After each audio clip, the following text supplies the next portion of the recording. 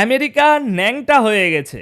কথাটা শুনতে খারাপ লাগছে, কিন্তু জিও পলিটিক্সের ময়দানে গত 48 ঘন্টায় যা ঘটেছে সেটাকে এর চেয়ে ভালো কোনো শব্দে ব্যাখ্যা করা সম্ভব নয়।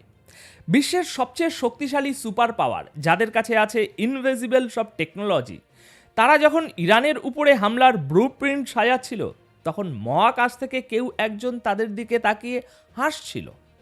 হ্যাঁ, এখন আপনারা যারা ভাবছেন আমি এখানে কোনো কনস্পিরেসি থিওরি বা মন গড়া গল্প শোনাতে এসেছি, তারা দয়া করে ভিডিওটা এখনই পজ করুন, গুগল ওপেন করুন এবং দ্য ওয়াশিংটন পোস্টের এই লেটেস্ট রিপোর্টটা খুঁজে বের করুন।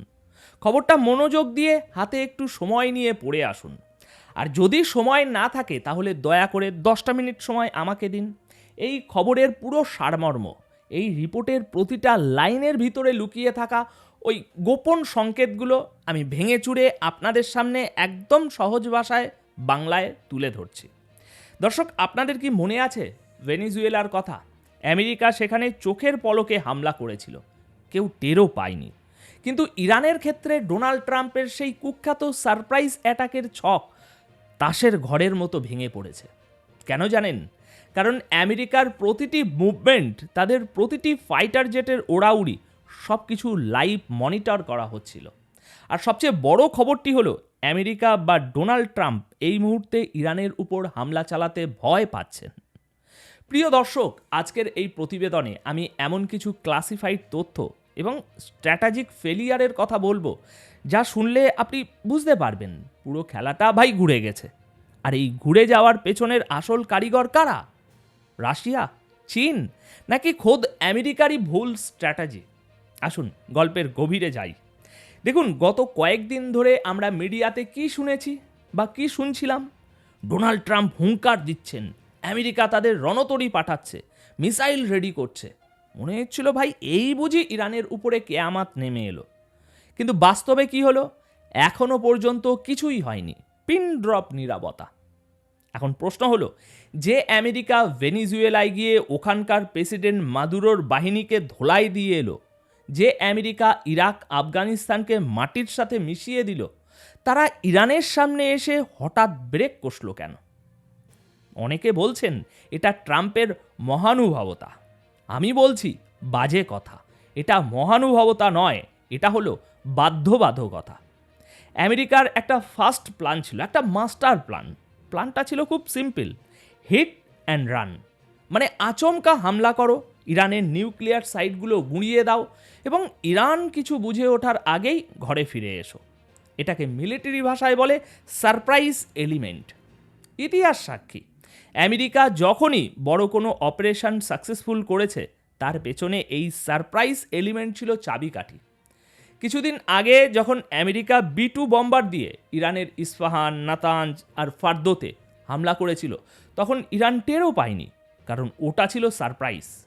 কিন্তু এবার সিনারিওটা সম্পূর্ণ ভিন্ন। আমেরিকা চেয়েছিল একদম চুপিসারে হামলা করতে, কিন্তু তাদের সেই গোপন প্ল্যান আর গোপন থাকেনি। মহাকাশে থাকা রাশিয়া এবং চীনের স্যাটেলাইটগুলো আমেরিকার প্যান্ট খুলে দিয়েছে বললে ভুল হবে না। কিভাবে? চলুন সেই টেকনিক্যাল পার্টটা আগে বুঝি। দর্শক, ঘটনাটা একটু ভিজুয়ালাইজ করার চেষ্টা করুন। আমেরিকার প্ল্যান ছিল কাতার, কুয়েত এবং ইরাকের আল আসাদ বেস থেকে F-35, F-16 ফাইটার জেটগুলো ওড়াবে। এই জেটগুলো র্যাডারে ধরা পড়ে না বা খুব কম ধরা পড়ে। তারা ভেবেছিল রাতের অন্ধকারে গিয়ে কাজ সেরে আসবে। কিন্তু আমেরিকা ভুলে গিয়েছিল এখন সালটা 1990 বা 2003 নয়, এখন 2026। আকাশের ওপরে বসে আছে রাশিয়া এবং চীনের হাইটেক স্পাই স্যাটেলাইট।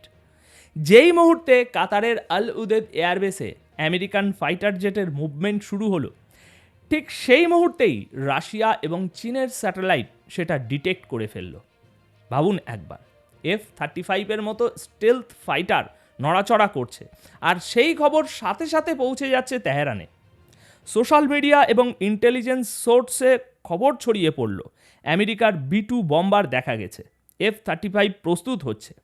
আর এই খবর লিক হওয়ার সাথে সাথে ইরানের রিয়াকশান কী ছিল জানেন?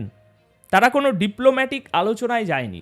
ইরান সোজা তাদের মিসাইল সিস্টেম অন করে দিল। খবর পাওয়া যাচ্ছে ইরান তাদের 500টি খাইবার মিসাইল এবং খুররাম শহর ব্যালিস্টিক মিসাইল একদম রেডি পজিশনে নিয়ে এসেছে।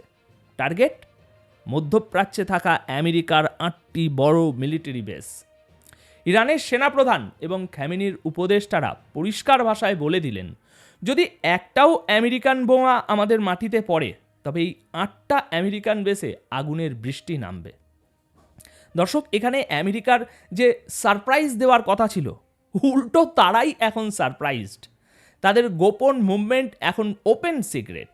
এই কারণেই প্রথম প্ল্যানটা লাইনচ্যুত হয়েছে।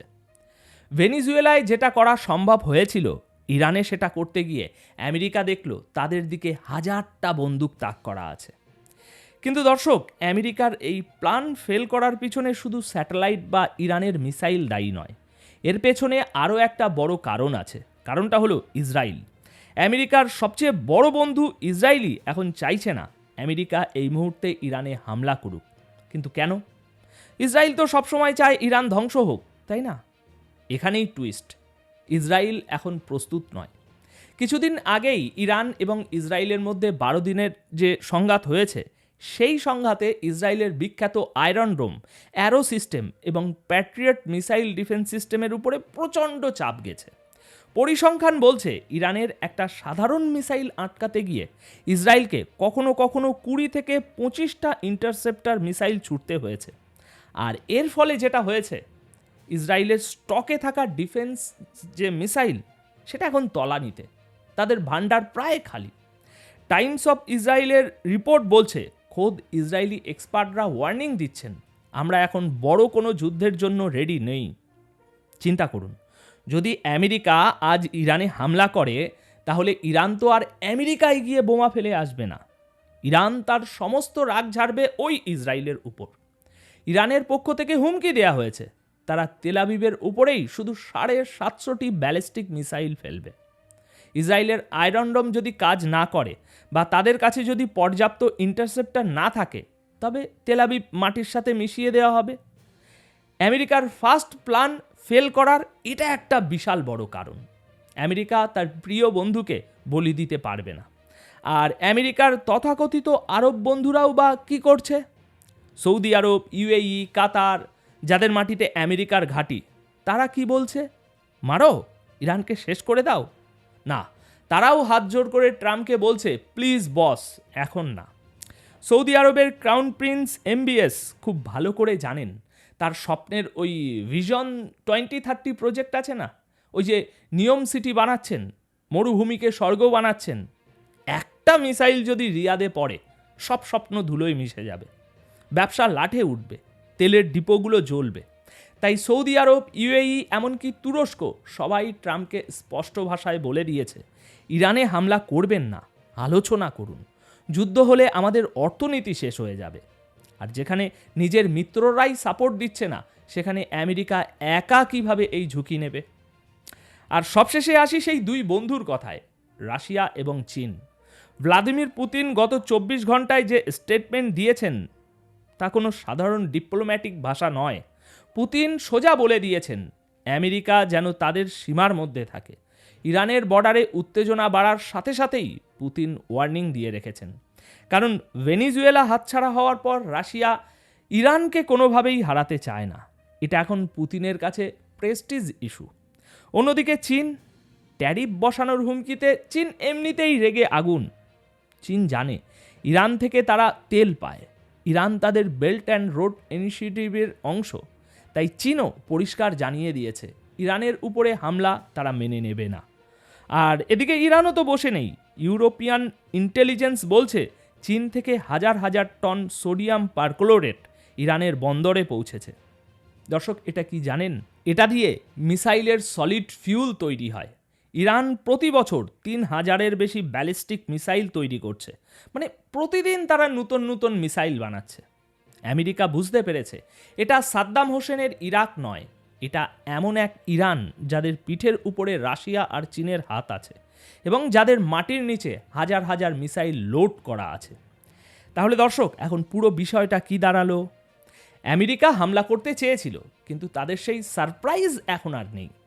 স্যাটেলাইটের নজরদারি, ইসরায়েলের মিসাইল সংকট আরব দেশগুলোর ভয় এবং রাশিয়া চীনের হুমকি, এই সব কিছু মিলিয়ে আমেরিকার হাত পা বেঁধে রেখেছে।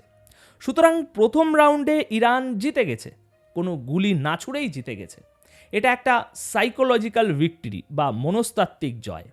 আমেরিকা তাদের এয়ারক্রাফট ক্যারিয়ার বা রণতরীগুলোকেও কাছে আনতে পারছে না, কারণ তারা জানে পারস্য উপসাগরে ওই বিশাল জাহাজগুলো ইরানের মিসাইলের সহজ টার্গেট হবে। কিন্তু এখন প্রশ্ন হলো, আমেরিকা কি চুপ করে থাকবে? ডোনাল্ড ট্রাম্প কি এই অপমান হজম করবেন, নাকি পর্দার আড়ালে তৈরি হচ্ছে আরও ভয়ঙ্কর কোনো প্ল্যান বি? দেখুন, সত্যি বলতে আজ নয়তো কাল, এখন নয়তো তখন পৃথিবী এক ভয়াবহ সময়ের অপেক্ষায়। যুদ্ধ হবেই, হয়তো সময় নিচ্ছে, কিন্তু যুদ্ধ হবেই। এখন আপনাদের কি মনে হয়, আমেরিকা কি সত্যি এই মুহূর্তে ভয় পেয়েছে, নাকি এটা ঝড়ের আগের নিস্তব্ধতা? কমেন্ট করে জানান। দেখা হবে পরের প্রতিবেদনে। ততক্ষণ চোখ রাখুন আমাদের এই চ্যানেলে। ধন্যবাদ আপনাদের সকলকে।